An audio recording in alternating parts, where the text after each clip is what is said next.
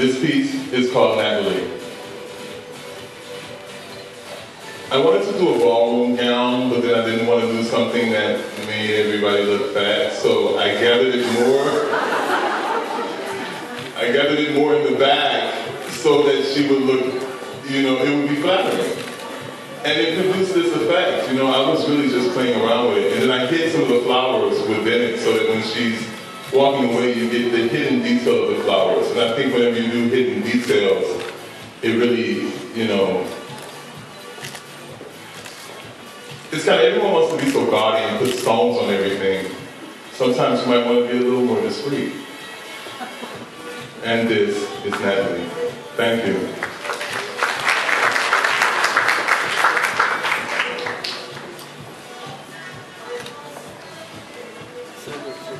And because the tea-length dresses became so popular, I added one to the collection.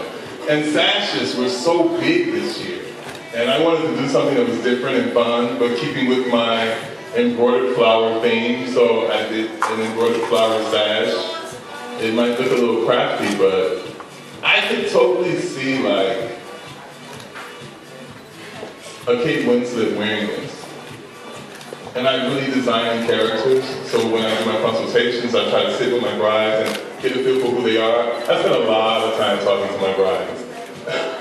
And then I kind of form a personality of them, and it helps me to understand what they're talking about more, because, you know, we all have our own personality and our own opinions. And if you can't sink in with who they are, then you just don't understand their sense of style. So I design the characters even when I do my collections. This particular dress is called Nicole. And if you got some really nice shoes and a really nice necklace, like this gorgeous necklace from the left bank, then you could carry this off for a reception dress, or for a destination wedding, or even for a formal church wedding if you're that type of person. Thank you.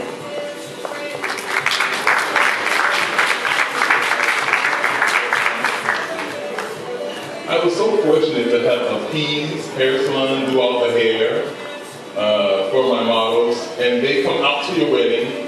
It's called a Pease. She only does locations, so she comes to your wedding venue, she does your makeup, and she does all your brides.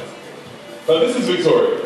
This was featured in Chicago's Social Brides, and that started a whole thing for me, honestly, it really did. This is the gown that in my shows normally my daughter wears. I'm giving her a break tonight. My daughter's name is Atha. She's 12 years old, she's 5'10", and she is gorgeous.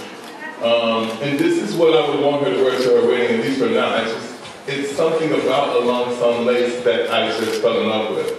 And then I did like 4 gowns with it, and I got a whole heap of it at the house. And if I could just use that for now, I probably would, because the milky texture of it is incredible, and it's so durable, and it's so versatile, and no matter what you do with it, it's so classy, and it's expensive. And I've never seen anyone combine English tulle with the French embroidered long sun lace, but for me it was a natural fit. And taking that lace all the way down to the floor just seemed a little high, so I decided to do something more flowing. The keyhole back, the shoulders, the attitude. Now, can you take one more walk? Notice at the top of the dress, the flowers that look like they're falling off. Well, here's the secret.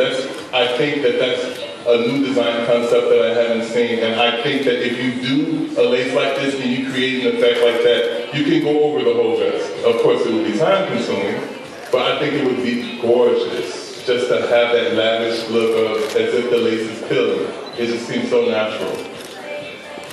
And so this is Victoria. Thank you.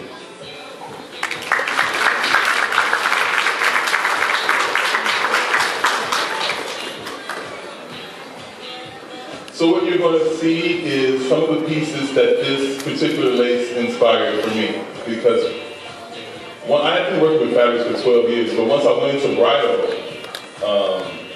I was really turned on by silk. I mean, I had worked with silk charmeuse, but silk organzas were new for me, and Alain lace was new for me. When I said, why use tulle? Like, tulle is plastic. I don't want to use it. I just want to use organza, right? So this is 3 layers of silk organza.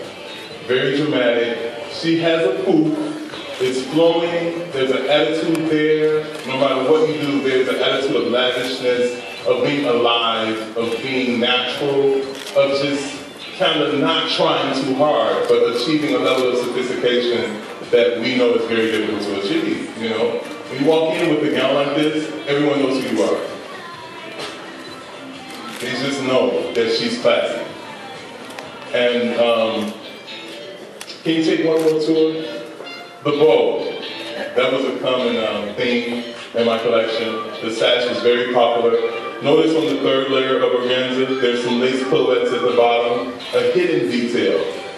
Like, we have the lace, we don't have to put it over everything. We can just put a little bit here, hide a little bit here, only if you notice. It keeps the night moving. You're wearing this dress for 8 hours, people. You want to keep it, play around with it. You don't want them to see it all, like in one big bam. You want to create interest. And that is the caitlin.